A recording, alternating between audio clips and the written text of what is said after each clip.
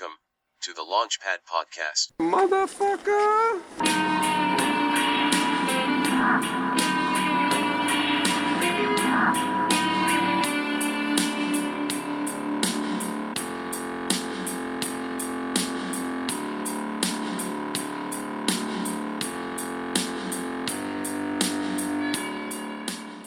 I'm Zach Long, and welcome to the Launchpad. Today on this album review podcast, I will be giving a quick rundown of my thoughts on the new KORN album, Requiem. I will be voicing some of my first impressions, and also some of my feelings after a couple plays. So let's dig in. Track 1, Forgotten. I really dig the ripping guitar riff. Jonathan Davis vocally sounds like he hasn't aged a day, and perhaps has even expanded a tad on his singing arsenal. The drums are on point, and while it isn't KORN's heaviest material, it seems to walk a fine line between catchy and hard. Lyrically, my first thought was it harkened back to an Issues vibe. Track 2, Let the Dark Do the Rest. In my opinion, this track shows a lot of diversity.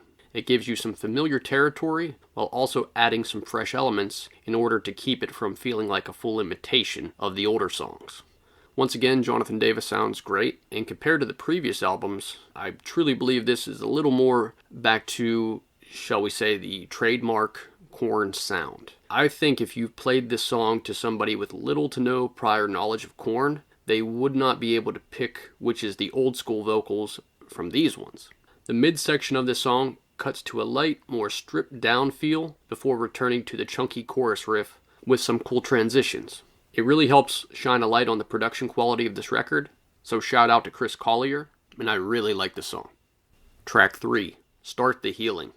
This one is interesting. It's not my favorite KORN song by any means, but the way this track ebbs and flows and builds to the chaos of the final minute is a breath of fresh air.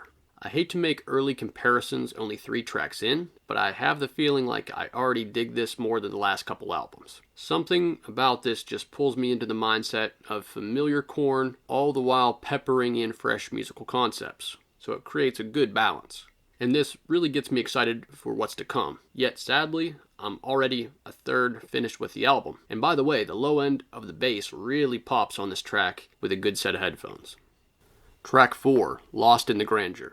The song opens with awesome pounding war drums and scratch guitar riffs that provide an interesting, almost DJ hip-hop flavor to the flow of the record. I must say the lyrics seem a bit of a retread of old tracks rather than anything new, but perhaps it's by design, pointing to the lyric, "I know this all sounds so cliche," which makes me question if the familiar territory is supposed to be that on the nose. I'm aware that this one was previously released as a single, prior to the album being dropped, and I think that's a decent choice considering it has a more catchy quality than some of the other tracks that came before. It seems relatively light until the final minute and a half when things go back to some growling screams and erratic breakdowns, which helped me like the track more after a few listens. Track 5, Disconnect. This one opens with an interesting assault riff, and the thick, fieldy bass line popped well and stood out the most to me. The way the bass dances with the atmospheric synth part is a real highlight. Jonathan Davis's vocals sound really good here, but once again I'm feeling like lyrically we are just treading through already hashed out concepts.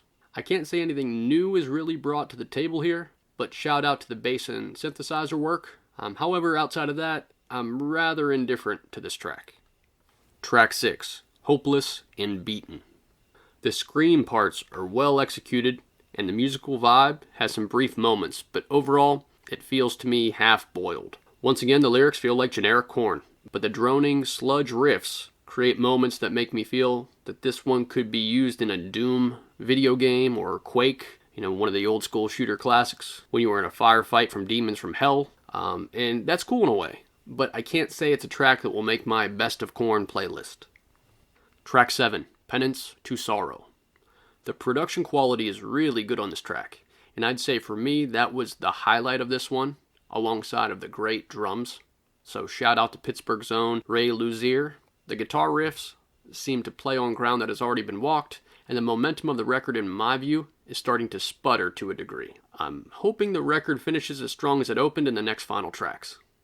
Track 8, My Confession. Okay, Now this track opens with a riff that kicks like a steel-toe boot, which is a welcome sound to my ears. The band seems really tight on this track, like an alchemical meld of unity. Jonathan Davis's parts are on point, and it returns to the ebb and flow rhythm section that I feel is a pinnacle trait of when KORN is at its best. I can say after a few listens on this one, in my view, it's no doubt one of the better tracks on the album. The drums are just top-notch and add a rock-solid edge that helps hold down the fort and allows everyone to shine at their brightest. Track 9, Worst, is on its way. The diversity on this track is greater than any song on the record. Atmospherically, the song sounds like it's stepped out of a time machine from the past 2002 Untouchables era. Brief moments of acoustic-only guitar, Jonathan Davis's signature scat vocals make a strong appearance, and the chunky guitar riffs make this song not only harken back to classic KORN vibes, but fuses together some strands of freshness to keep this track at a strong point of the album. A great way to close out the US release, and quite possibly my favorite off the entire album. I went back and played this one like 4 times in a row. Now track 10, I Can't Feel, is a Japanese bonus track. So if you've bought the US release of the album and were previously unaware of this, go check it out and see what you think. My take on this one, and I feel I'm not alone in saying this, it totally should have been on the main release, and swapped out with one of the lesser tracks in the middle of the album. The fusion of bass and guitar is quite possibly at its most in sync than any of the prior songs, which I think longtime KORN fans will appreciate.